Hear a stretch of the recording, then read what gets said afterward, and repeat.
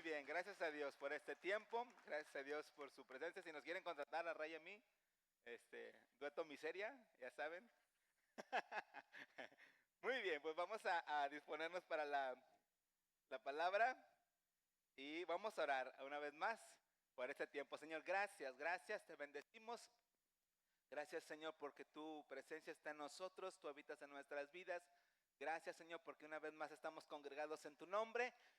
Y queremos seguir siendo instruidos, queremos seguir creciendo en ti, Señor. Queremos seguir siendo lo que tú esperas de cada uno de nosotros, Padre. Sin distraernos, sin diluirnos, Padre. Sin rebajarnos, Padre. Ser lo que tú esperas de cada una de nuestras vidas. Estamos en tus manos, en el nombre de Cristo Jesús. Amén. Muy bien, se pueden sentar. Pues ya estamos en la cuarta semana de este mes de marzo. Empezamos desde el primero. Día 1, día 8, día 15 y hoy es 22, ¿verdad? Ayer fue ya la primavera, ya entramos a la primavera y pues seguimos avanzando con esta palabra. Y quiero decirles que al hablar del Evangelio del Reino, no podemos dejar fuera de hablar acerca de la iglesia, ¿sí? Y aunque la semana pasada ya hablamos algunas cosas con relación a la iglesia, haciendo la diferencia de la iglesia de los griegos, la eclesía griega, la eclesía de los romanos, para poder después hablar acerca de la eclesía del Señor Jesucristo, cuando dijo, tú eres Pedro y sobre esta roca edificaré mi iglesia. Sí, sin embargo, quiero ahondar un poco más acerca de este entendimiento de la palabra iglesia y de lo que somos como iglesia, porque quiero decirles iglesia, nosotros somos la iglesia, ¿verdad que sí? Digan conmigo, yo soy la iglesia.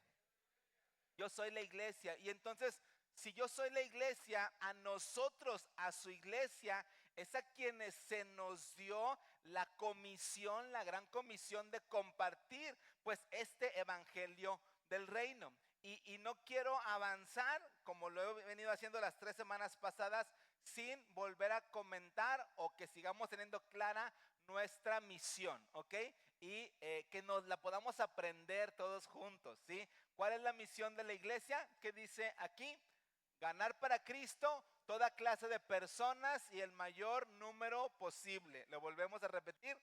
Ganar para Cristo toda clase de personas y el mayor número posible, ¿ok? Apréndanselo. El jueves les pido a cada uno de los que comparten que preguntemos otra vez esta misión para que nos la aprendamos. Le hemos preguntado acá en los hombres, así como que, como que sí, como que no. Vamos a aprendernosla bien. Ganar para Cristo toda clase de personas y el mayor número posible. Sí, esa es la misión que tenemos de manera particular como iglesia, que tiene que ver con la gran comisión que el Señor Jesucristo dejó a todos, a todos sus hijos, a todos sus discípulos, a los ciudadanos del reino de los cielos. Pero me interesa mucho entonces, iglesia, que sigamos hablando acerca del evangelio del reino, porque creo que es una palabra primordial para la vida de la iglesia. Es primordial porque, como les digo, es a nosotros a quienes se nos dio esta comisión, a quienes se nos entregó este llamado, y nosotros no podemos evadir esta responsabilidad. No podemos decir como quiso decir en un momento dado Moisés, cuando Dios le dice a Moisés, ve y liberta a mi pueblo, y Moisés le dice a Dios, Señor, pues manda a otro. Es más, mira, ahí está mi hermano Aarón, manda a Aarón. En nuestro caso, la iglesia, tampoco podemos hacer eso. Nosotros no podemos diluirnos, no podemos querer pasar a alguien más la responsabilidad que tenemos, sino tenemos que tomarla con toda seriedad, pero también con gozo, porque se nos dio esta gran responsabilidad y este gran privilegio. Y entonces quiero enfocarme ahora una vez más en hablar del libro o del evangelio según Mateo, en el capítulo 16, y vamos a leer del versículo 13 al versículo 20, ¿ok? Mateo capítulo 16, del versículo 13 al versículo 20. Déjenme buscarlo yo también para poder leerlo yo. Mateo 16, del versículo 13 al 20, y dice de esta manera. Leámoslo, pongámosle mucha atención, por favor. Dice, viniendo Jesús a la región de Cesarea de Filipo. ¿A dónde llegó Jesús? A Cesarea de Filipo. Preguntó a sus discípulos diciendo, ¿quién dicen los hombres que es el Hijo del Hombre? Ellos dijeron, unos Juan el Bautista, otros Elías y otros Jeremías o alguno de los profetas. Él les dijo, ¿y vosotros? ¿Y ustedes quién decís que soy yo? Respondiendo Simón Pedro dijo, tú eres el Cristo, el Hijo del Dios viviente. Entonces le respondió Jesús, bienaventurado eres Simón, hijo de Jonás, porque no te lo reveló carne ni sangre, sino mi Padre que está en los cielos. ¿Sigue avanzando algo más? Ok, dice, y yo también te digo que tú eres Pedro y sobre esta roca, bueno, sí, yo también te digo que tú eres Pedro y sobre esta roca edificaré mi iglesia y las puertas del Hades no prevalecerán contra ella. ¿Sí? Esta es la palabra en donde el Señor Jesucristo está hablando de una manera oficial acerca de su iglesia, que decimos que en griego es la eclesía, su eclesía. Pero antes de entrar de lleno a esta cita, a mí me ha llamado mucho la atención que cuando se llegan a hacer presentaciones oficiales de ciertos productos o de nuevos lanzamientos en las últimas tiempos se ha hecho lanzamientos de forma así como que multitudinaria, es decir, se hace una invitación a un gran auditorio y en ese gran auditorio entonces se presentan los productos, ya sean teléfonos, autos, diferentes cosas y se presentan de una manera muy elocuente y con mucha expectativa. Quiero ver si se puede poner esta imagen de la cuando se llegó a presentar el primer iPhone en el creador es Steve Jobs y presentó el primer iPhone que fue en el año 2007, o sea ya casi, bueno, más de 20 años. Y quiero que veamos esta presentación así de manera muy rápida, es como un minuto, ¿sí? Vamos a verla, miren cómo lo hace. Widescreen iPod with touch controls, a revolutionary mobile phone, and a breakthrough internet communications device. An iPod. Un iPod, un teléfono, and an internet communicator. el internet, An iPod, a phone. teléfono. Are you getting it? Lo toman, lo agarran, dice. These are not three separate devices. This is one device. Miren esta imagen así en grande, We are calling it desde lejos. iPhone. Y está presentando el iPhone. Today Apple is going to reinvent the phone.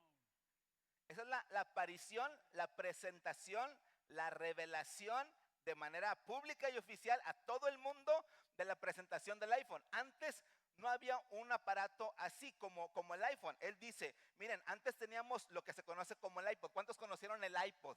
No iPhone, sino el iPod que solamente era de puras canciones. Sí, y esos iPod tenían una ruedita que les daba así vueltecitas, ¿verdad? Y buscaba las canciones. Y luego puso otro de los dos gadgets que tiene el iPhone.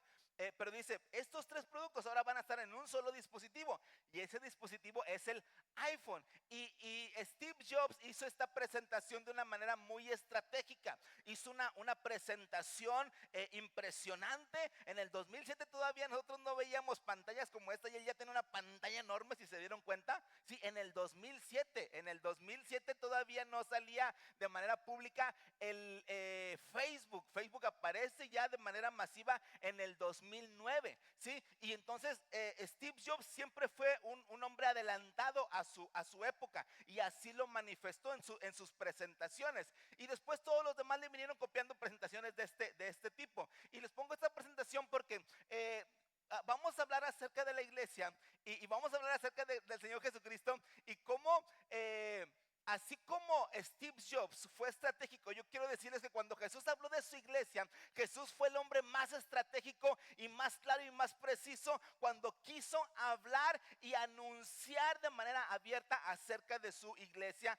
acerca de su eclesía. Ponemos otra vez la palabra o la cita de Mateo capítulo 16 versículo 13, la primera parte, y dice de esta manera, viniendo Jesús a la región de ¿dónde? Otra vez. A la región de Cesarea de Filipo, sí, Cesarea de Filipo. Ahí Jesús se llevó a sus discípulos. Jesús normalmente, yo les he compartido que Jesús normalmente su ministerio lo desarrolló alrededor del mar de Galilea, que no era propiamente un mar, sino que era un lago muy grande, por eso se le llamaba mar. Y Jesús desarrolló su ministerio alrededor del mar de Galilea. Y sin embargo, entonces, cuando Jesús le quiere hablar a sus discípulos acerca de la iglesia, acerca de la eclesía, se los llevó a este lugar, a Cesarea de Filipo, que estaba al norte de Galilea. Y Cesarea de Filipo era un lugar o una región que todavía era del pueblo de Israel. Sin embargo, era una ciudad o una región que ya se había vuelto muy pagana, ¿sí? Aunque era de judíos, sin embargo, se había vuelto pagana. Y Jesús entonces, les digo, de manera estratégica, es que va a esa región de Cesarea de Filipo para hacer lo que les estoy comentando, la presentación oficial, por decirlo de alguna manera, lo que es la eclesía. Jesús en ese lugar de Cesarea de Filipos hace la revelación de lo que es su iglesia, es decir, trajo de la eternidad al tiempo y decirles, mira, esta es la iglesia y con ustedes las voy a estar iniciando. Sobre esta roca edificaré mi iglesia, ¿sí? Entonces, este es un momento, iglesia, el que estamos leyendo es un momento glorioso. De pronto no alcanzamos a comprender y de pronto pues leer una cita y ir en una lectura corrida, de pronto no nos alcanza a dar el entendimiento y la comprensión de que lo que está sucediendo en este momento es algo glorioso. Sí, ustedes se fijaron cómo cuando Steve Jobs está haciendo la antesala de la presentación del iPhone y la gente como que va agarrando la onda y va entendiendo y empiezan a aplaudir y empiezan a chiflar y empiezan a gritar y entonces se escucha ya las ovaciones cuando dice el iPhone. Sí, bueno, esto que está sucediendo en este momento que estamos leyendo la palabra de Dios es algo, vuelvo a repetir, glorioso, porque es la revelación. Dicho de una manera, la revelación, es decir, lo que estaba velado se le quitó el velo, o también se le conoce como la develación, que es más específicamente la palabra develación o desvelar. Sí, desvelar significa quitar el velo. Cuando Jesús está en ese lugar, en Cesarea de Filipo, ese lugar en donde le está quitando el velo y está haciendo, les digo, la presentación oficial de lo que hoy conocemos como la iglesia y que nosotros mismos somos la iglesia. Sí, ahora, podríamos preguntarnos, y yo me pregunto, ¿por qué Jesús cuando se decide a hacer la develación de lo que es su iglesia, por qué Jesús lo hace específicamente en Cesarea de Filipos? ¿Por qué Jesús no lo hizo, por ejemplo, en Jerusalén, que era la capital de Israel y que era el centro de la religión del pueblo de Israel? ¿Por qué no lo hizo en Jerusalén para hablar de su iglesia? ¿Por qué no lo hizo más específicamente en una sinagoga en donde pudiera hablar acerca de su iglesia? ¿Por qué no lo hizo en Judea, sino lo hizo en Cesarea de Filipos? Sí, y les digo, es porque Jesús era un hombre y es un hombre y un Dios muy estratégico. Y nosotros como iglesia entonces somos llamados también a ser gente estratégica en lo que se refiere al reino de los cielos. Es decir, si nosotros realmente estamos tomando a Jesús como el Señor, a mi Cristo como mi Dios, como el que habita en mí, entonces somos llamados a tomarlo en serio y a tomarlo de lleno, no a tomarlo a medias, como Jesús mismo lo dijo en el libro de Apocalipsis: o eres frío o eres caliente, ¿sí? Pero por cuanto eres tibio, si eres tibio, ¿qué va a pasar?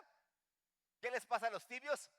Los vomita de la boca, los vomita de su boca. Entonces Jesús siempre es un hombre estratégico, fue un hombre estratégico, y en este tiempo nos llama a ser de la misma manera y a meternos con todo nuestro ser, a meternos con toda la pasión, a meternos con todo el gozo para poder realmente proclamar este reino, este evangelio del reino que se nos ha otorgado y se nos ha entregado a nosotros. Ok, vamos a hablar un poco acerca entonces de Cesarea de Filipos. Me pone la imagen de Cesarea de Filipo. Aquí es solamente una imagen, Cesarea de Filipo. No hay muchas buenas imágenes acerca de esta región de Cesarea de Filipos, pero esta imagen es una imagen muy representativa. Cesarea de Filipos anteriormente se le llamaba ciudad de Pania. Sí, Pania, Cesarea de Filipos, Pania, ya que estaba dedicada esta ciudad al dios llamado Pan, ¿ok? El dios llamado Pan, ¿sí? Y por eso se llamaba Pania. Ahora, ¿qué era el dios Pan? ¿Quién era o quién es el dios Pan? ¿Sí? El dios Pan era un dios que era un híbrido, mitad hombre, mitad macho cabrío. Sí, me pones la imagen del dios Pan para que lo conozcan. Este es el dios Pan. ¿Sí? Esa ciudad de Cesarea de Filipos, anteriormente llamada Pania, se llamaba Pania por el dios Pan. Y este es el dios Pan, mitad hombre, mitad macho cabrío. Y hoy en día esta misma cara, de hecho, se usa para representar al diablo. ¿Sí? ¿La han visto esa cara en otras ocasiones? De frente así tal cual con sus cuernos de macho cabrío. Bueno, este es el dios Pan. Y este dios Pan entonces era el que, vamos a decir, gobernaba o custodiaba esta ciudad, ¿sí? Y me regresas a la imagen de Cesarea de Filipo, por favor. Y esta ciudad, entonces, cuando llegaron Roma y tomó por posesión Israel, entonces puso, ¿cómo se les puede llamar? Como gobernantes sobre la ciudad de Israel, ¿sí? Cuando Jesús nació, conocemos y nos damos cuenta que los reyes que conocemos como los Reyes Magos llegaron con Herodes, ¿sí? Y le preguntaron a Herodes dónde está el rey de los judíos. Sí, es ese Herodes llamado Herodes el Grande. Después vienen los hijos de Herodes y uno de esos hijos es llamado Herodes Filipo, ¿sí? Herodes Filipo, esto es historia. Herodes Filipo, y este Herodes Filipo a la ciudad de Pania le cambió el nombre y le puso Cesarea de Filipo. Cesarea en honor a los Césares de Roma y Filipo por su nombre. Entonces esa ciudad se llega a llamar por eso así, Cesarea de Filipo. Y particularmente en esta ciudad de Pania, o ya llamada en el tiempo de Jesús Cesarea de Filipo, había un lugar, ese tipo de cavernas, era una especie de grutas. ¿Cuántos han ido a las grutas de García, a las grutas de Bustamante? Sí, las grutas son pues espacios en medio del cerro, ¿sí? Que tú puedes andar por adentro. Bueno, era una especie de gruta en Cesarea de Filipos y había ciertos manantiales en esas grutas y a este lugar se le llamaba el Hades, ¿sí? A este lugar se le llamaba el Hades, ¿ok? Entonces, te estoy dando datos históricos y datos que tienen que ver con la Biblia para que podamos entender cómo es que Jesús realmente era una persona muy estratégica y por qué Jesús no dio este gran anuncio en Jerusalén, ni en una sinagoga, ni en el templo, sino lo hizo en Cesarea de Filipos, ¿sí? Jesús entonces cuando llega a ese lugar hace dos preguntas y le dice primero a sus discípulos: ¿quién dice la gente que soy yo? ¿Sí? ¿Quién dice la gente que soy yo? Estando en este lugar. Y los mismos discípulos responden: bueno, unos dicen que tú eres ¿quién? ¿Quién le dicen los discípulos que es? Que es Juan el Bautista, que es Jeremías, que es Isaías. Y entonces dice, bueno, ok, una cosa es lo que dice la gente. La gente todavía no tenía claro quién era el Señor Jesucristo. Y después hace la segunda pregunta y dice, bueno, ¿y quién dicen ustedes que soy yo? ¿Verdad?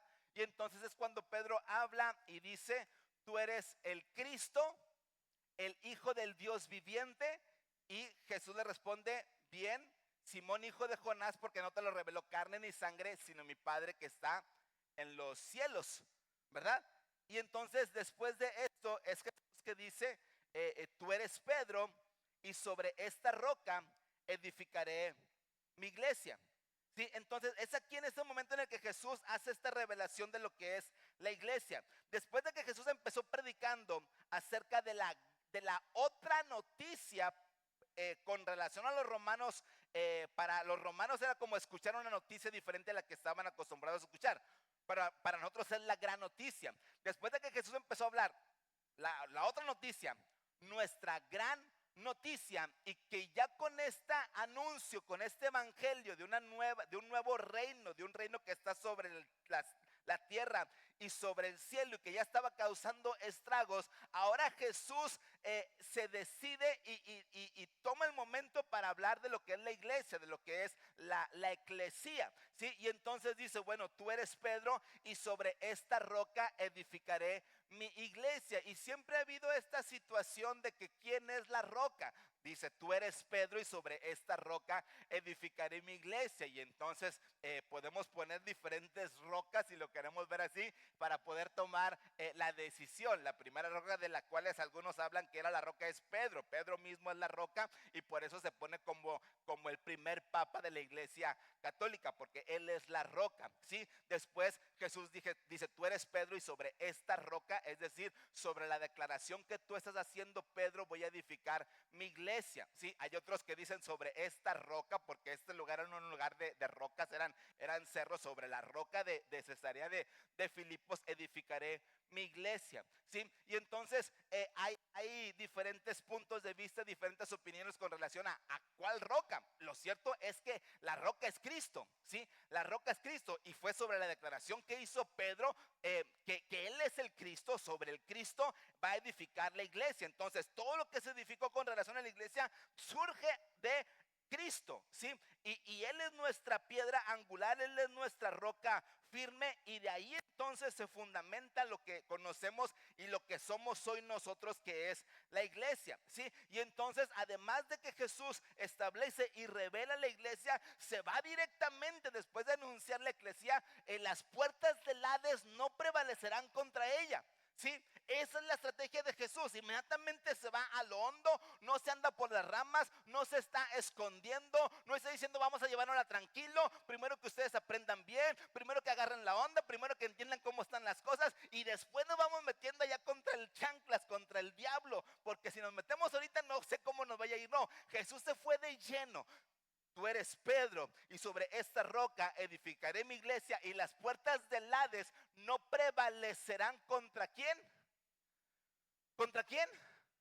Contra la iglesia. Y la iglesia somos nosotros, ¿sí? Las puertas del Hades, Hades significa también infierno. Las puertas del Hades no prevalecerán contra la iglesia. Entonces les digo, yo diría, si Jesús estaba apuntando, señalando, estaba apuntando hacia esas grutas, hacia esas cavernas. Y quiero decirles que en esas cavernas, de hecho, lo que se hacía es que cuando se le llevaban sacrificios al dios Pan, eran sacrificios animales y eran sacrificios humanos. Y entonces la manera en como ellos veían si el sacrificio era acepto por ese dios Pan o no, era que aventaban el sacrificio animal o humano, y si el sacrificio se iba y no se veía nada, entonces el dios Pan aceptó la ofrenda. Pero si cuando veían que el sacrificio caía y se veía sangre, se desparramaba sangre, entonces se decía que el dios Pan no había aceptado el sacrificio,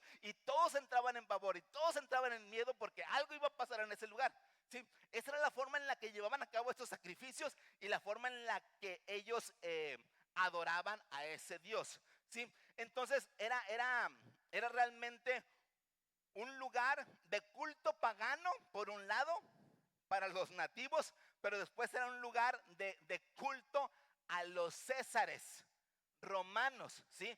Cuando les hablo de Herodes, en este caso Herodes Filipo, y los Herodes antiguos que eran puestos por Roma y que eran judíos, estos eran judíos puestos por Roma ahí en este caso en Cesarea de Filipos, y con el fin de congraciarse con los césares, siendo ellos judíos, hacían ese tipo de cosas y permitían que la gente, siendo judíos, adoraran a estos dioses. Entonces era una degeneración y era un culto pagano, era un centro también político, era un centro estratégico, y es ahí en donde Jesús realmente llega y hace el anuncio oficial de lo que conocemos como la iglesia, ¿sí?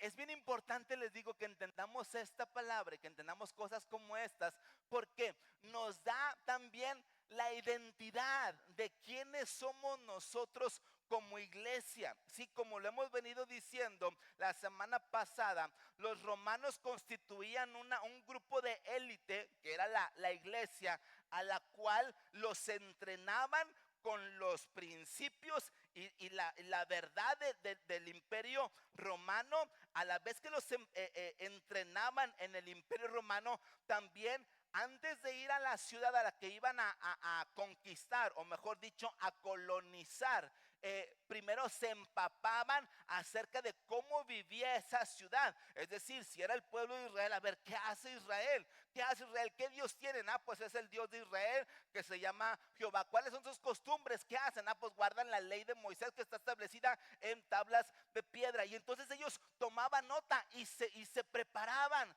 y se disciplinaban y tomaban toda la información de la ciudad a la que iban a conquistar, para no verse fuera de orden, para no sentirse desencanchados y poder lo más posible, ¿cómo decir? Ser empáticos con la gente, y en esa empatía entonces poder ganárselos para el imperio romano. Esa era la forma en la que Roma enviaba a su eclesía, ¿sí? Y de esta manera penetraban y de esta manera colonizaban a la gente de ese lugar, para el momento en el que fuera tomada por el César para el imperio romano. Sí, esa era la forma de la eclesía romana. Y hemos hablado entonces de la eclesía de nuestro Señor Jesucristo, que cuando Jesús hace este anuncio y Jesús está haciendo una confrontación directa a las tinieblas, ¿sí? Y está diciendo que no prevalecerá, que el reino de el Hades no prevalecerá contra la iglesia, ¿sí? Está diciendo, ni el infierno ni la muerte puede contra nosotros, que somos la iglesia. Nosotros tenemos que tener esa convicción, iglesia. De pronto, como que cuando no entendemos cosas como estas,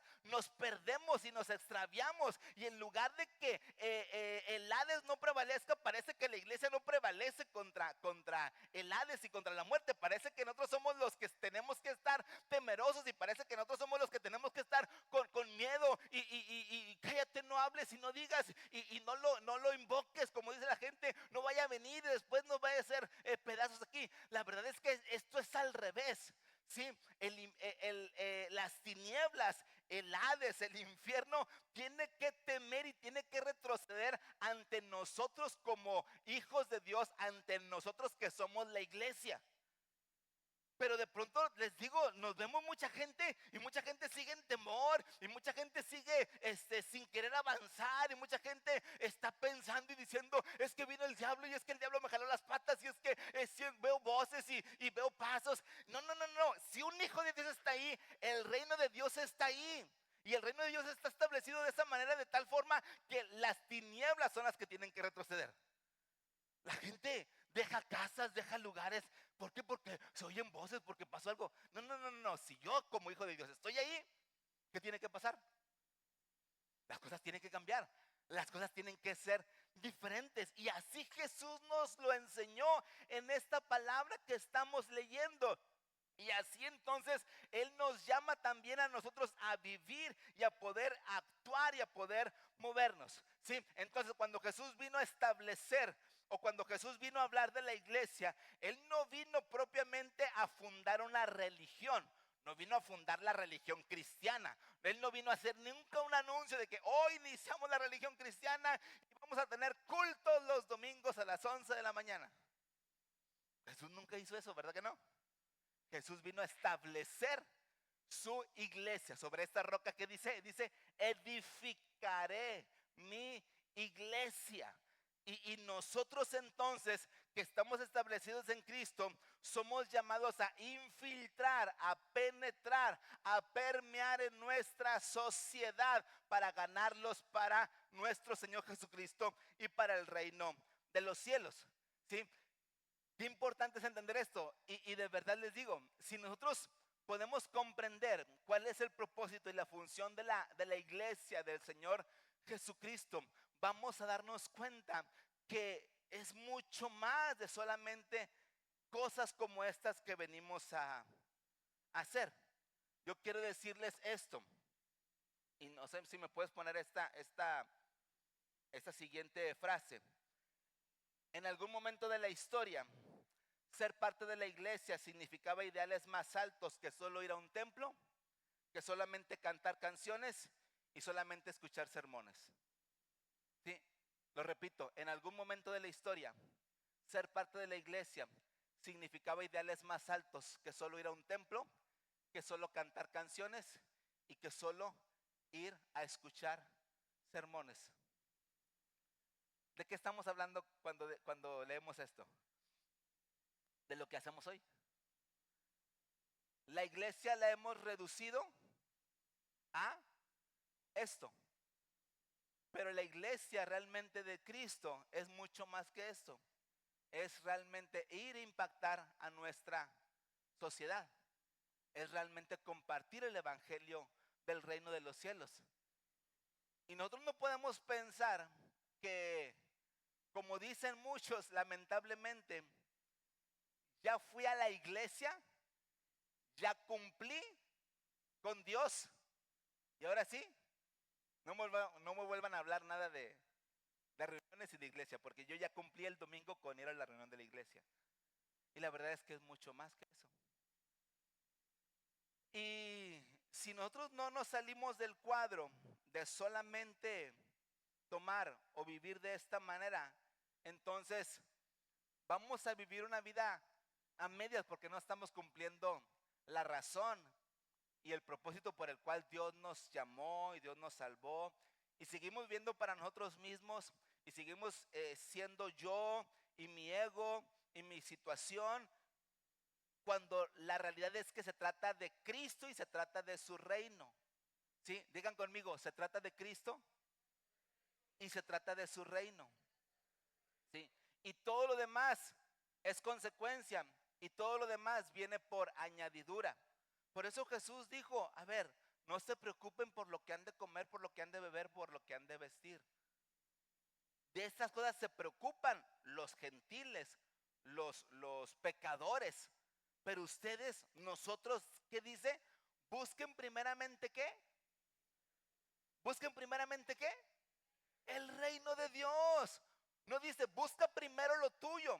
No dice busca primero satisfacer tus necesidades. No dice busca primero que tú estés bien y después a ver qué pasa. No, busca primero el reino de Dios y su justicia, y todas estas cosas te van a ser añadidas. ¿Qué? La bebida, la comida y el vestido. ¿Sí? Todo va a ser añadido si yo busco primero el reino de Dios. Y Jesús de lo que habló fue del reino, ya lo dijimos, Mateo capítulo 4 versículo 17, arrepiéntanse porque el reino de los cielos se ha acercado. Aquí mismo en el contexto del reino de los cielos, Jesús está presentando su iglesia. Miren, cuando la Biblia habla también acerca de la parábola del sembrador, dice el sembrador salió a sembrar y una parte cayó junto al camino y dice que vinieron las aves del cielo y se comieron las semillas y por eso no pudo ser sembrada. Y después Jesús, cuando da la explicación de esta tierra, Jesús dice que son los que escuchan la palabra del reino. Y Jesús sigue hablando siempre del reino.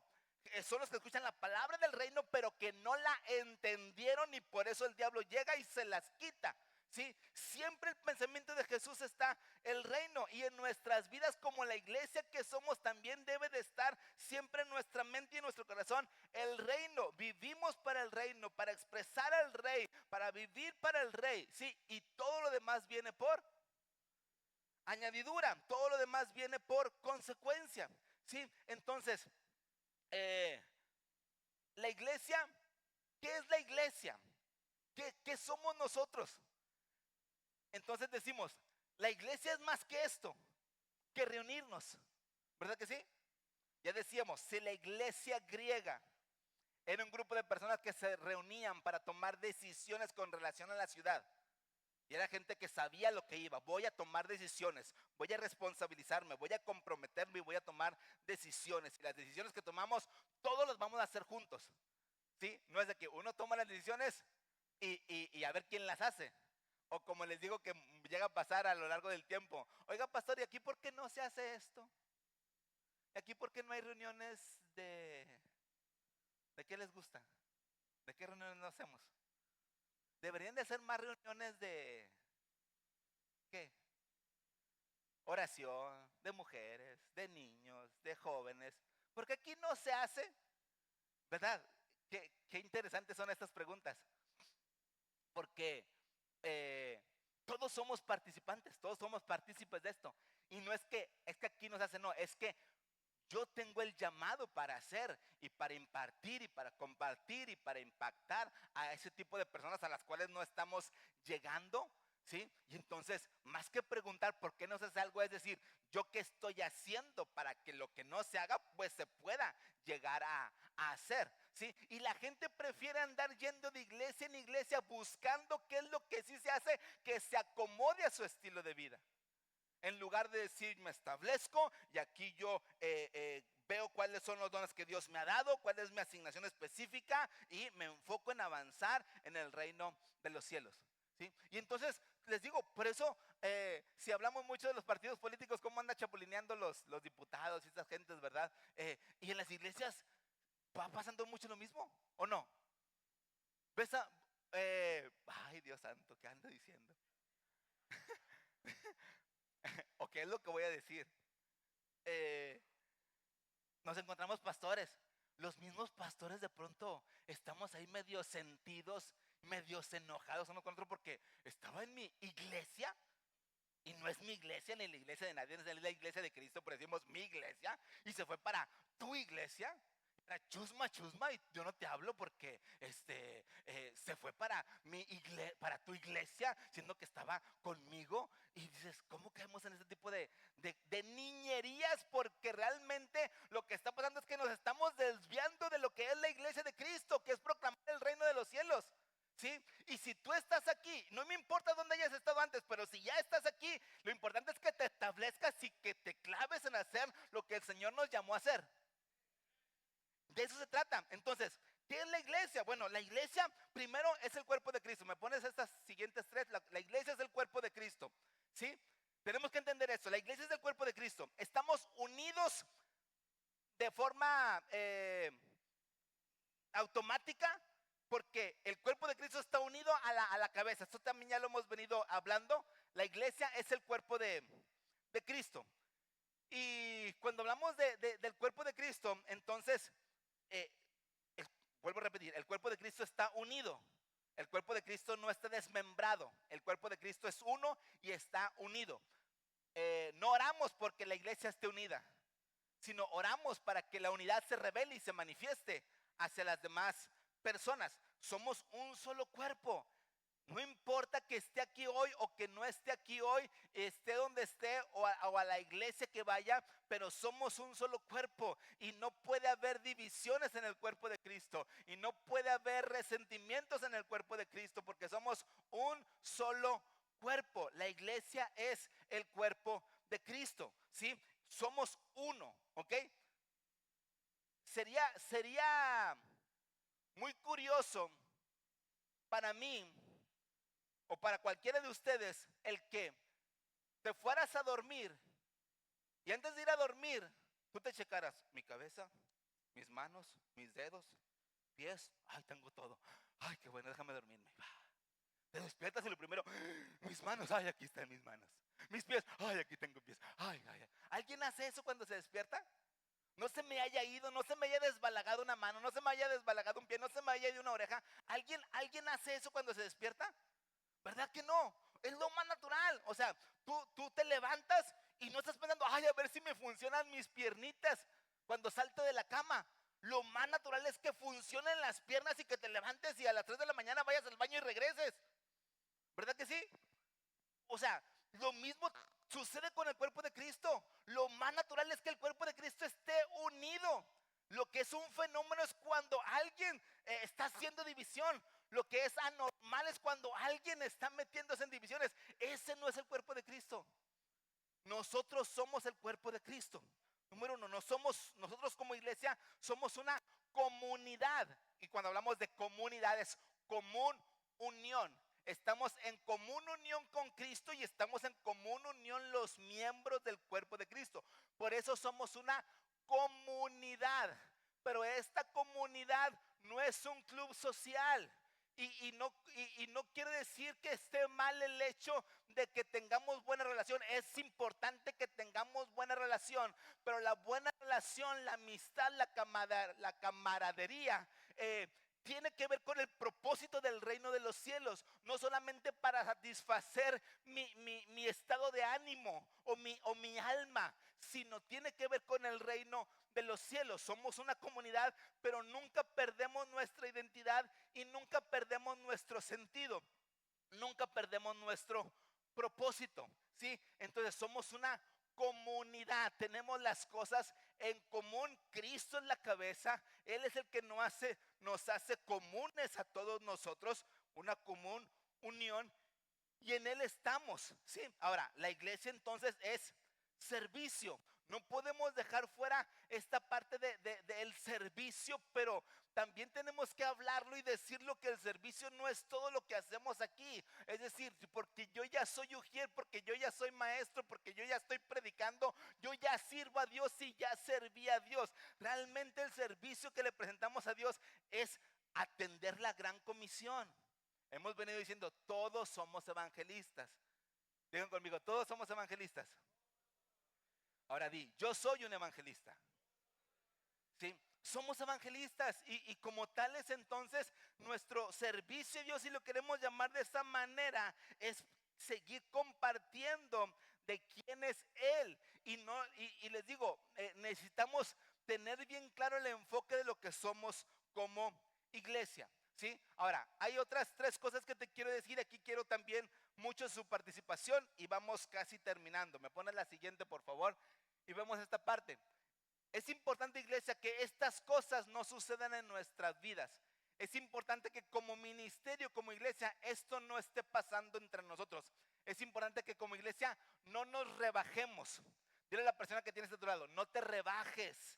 Como iglesia no nos podemos rebajar a hacer menos de lo que Dios nos llamó a hacer. No podemos nosotros escatimar, que es lo mismo que rebajarnos. No podemos rebajar en cuestión de lo que hacemos, en cuestión de los recursos que usamos para poder cumplir con la comisión del reino de los cielos. Es decir, en cuanto a recursos, en cuanto a tiempo para ganar a otros para Cristo. No nos podemos nosotros rebajar. No escatimemos. Qué importante es esto. Vuelvo a repetir, de pronto entre la vida que ya hemos hecho con relación a la que conocemos como iglesia, de una reunión y otra reunión, de pronto los enfoques y los esfuerzos son más con relación a cosas. Y siempre les he dicho, y todos los que son líderes lo saben, primero son las personas antes que las cosas. Pero tenemos una tendencia media extraña de que siempre nos vamos a las cosas y a querer ver más por cosas, y nos rebajamos de ver lo más importante, que es el compartir la buena nueva del evangelio del reino de los cielos, ¿sí? Entonces no escatimemos, pero también es importante que no nos distraigamos. Y aquí les pregunto, ¿en qué cosas de pronto nos distraemos como iglesia? ¿En qué cosas nos llegamos a distraer como iglesia? ¿En qué? Ayúdenme. ¿En qué cosas se llega a distraer la gente como iglesia que somos? No nos distraigamos. Nadie. Aquí no nos distraemos nadie. Todos bien clavados. ¿En qué? ¿Trabajar más para adentro que para afuera? ¿Sí? Aquí mismo de pronto, y no quiero decir que ahorita sea algo así, pero de pronto se hacen los grupos. El apóstol Pablo, algo que compartió en alguna de sus cartas, fue con relación a los grupos que hacían divisiones entre unos cuantos, y otros decían, yo soy de Pablo, y otros decían, yo soy de Apolos, y otros decían, no, yo soy de Cristo. Y como soy de Cristo, yo soy más que todos los demás grupos. Y así hacían divisiones. Y era algo que Pablo estaba atacando y sobre lo cual Pablo estaba hablando. Cuando la gente se pierde del propósito del Señor para nuestras vidas como iglesia, nos empezamos a distraer con cosas, nos empezamos a distraer con divisiones, con que mi grupo, con que mi equipo, y son necesarios hacer grupos y es necesario hacer equipos para poder ocuparnos de diferentes cosas a la vez. Pero el hecho de que somos diferentes equipos y diferentes grupos no es un motivo de división, sino es un motivo de multiplicación. ¿Ok? Y no es decir, ay, yo soy el mejor y aquel grupo no jala y aquel grupo no sirve y aquel grupo no. No. Todos somos parte del cuerpo de Cristo.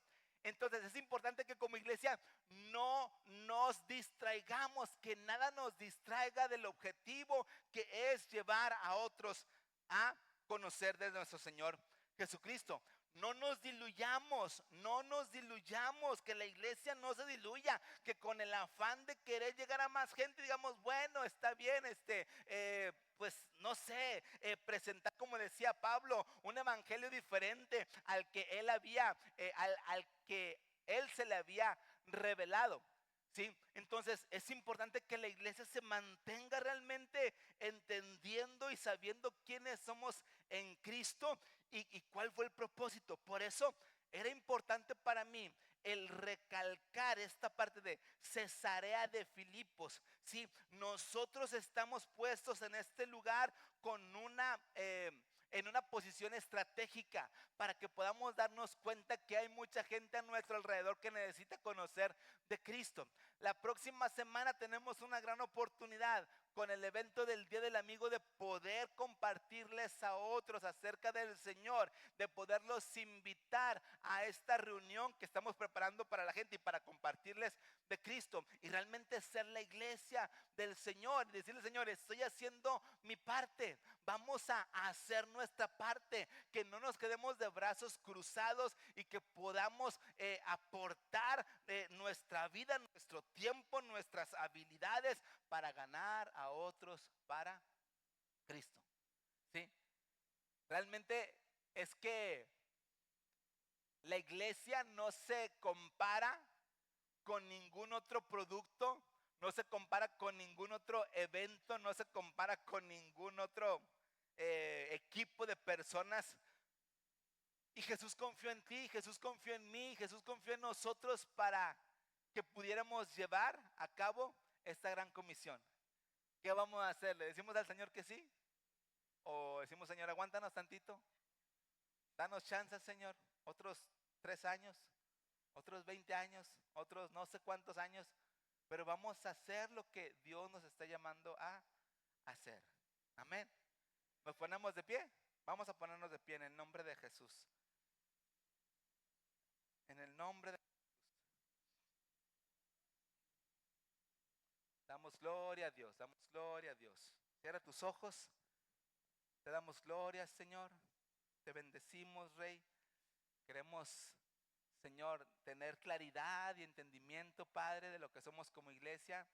No queremos estar extraviados, no queremos estar perdidos, no queremos estar rebajándonos, Señor, a hacer menos de lo que tú nos has llamado a hacer. Y yo oro, Señor, para que podamos tener juntos un entendimiento en común, un entendimiento, Padre, que nos lleve a vernos como uno solo y avanzar como uno solo y a poder seguir impactando a nuestra sociedad, a infiltrarnos, Señor, en los lugares en donde tú nos envías, Padre, en donde trabajamos, en donde vivimos, con quien nos relacionamos, para poder ser, Señor, Cristo allá afuera en la gente, en la sociedad. Yo oro por esta convicción. Yo oro en el nombre de Jesús para que traigas convicciones firmes y que podamos estar con completa decisión y determinación, Señor, de decir, sí, yo soy la iglesia, yo soy la iglesia, yo soy la iglesia del Señor, yo soy la iglesia del Señor, y las puertas del Hades no prevalecen contra ninguno de nosotros. Las puertas del Hades, el infierno, las tinieblas, la muerte retroceden cuando sus hijos nos paramos y nos establecemos en un lugar. Señor, danos esta convicción, danos esta convicción. Levanta tus manos un momento y dile al Señor, aquí está mi vida, Señor. Iglesia, no se trata de lo que nosotros podemos hacer, sino de lo que Él hace a través de nosotros. No se trata de lo bueno que yo soy, lo capaz que yo soy, sino de lo que Él hace a través de nosotros. Aquí están nuestras vidas, Señor. Aquí están nuestras vidas, Padre. Te damos gloria, te damos gloria, te damos gloria. Te bendecimos en el nombre de Cristo Jesús. Amén, amén, amén. Damos gloria a Dios, damos gloria a Dios. Gloria a Dios. Muy bien.